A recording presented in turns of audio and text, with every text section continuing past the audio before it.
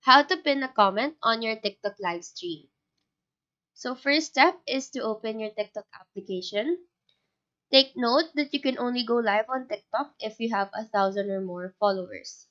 So if you don't have 1,000 followers yet, make sure to grow your audience. Since I don't have 1,000 followers yet, I will just show screenshots for reference on what you should do to be able to pin a comment on TikTok live. Go to the plus icon on the middle part on the bottom of your screen. Now, beside template, you should see live. Give a title here, and you will also be able to add a topic. After this, press live. Now, once you are live, you will see this interact icon on the bottom of your screen. Click on this and a bunch of options will show. Choose lighting Q&A. Once you click on this, you will be given a chance to choose a question.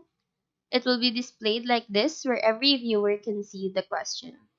Once a viewer commented on this, you can click on the three dots beside their comment and you will have the option to pin that comment. So that is how you pin the comment on TikTok live stream. Do let us know if this video helped you out, and if you have any questions, feel free to drop them down below. Thank you for watching and have a great day.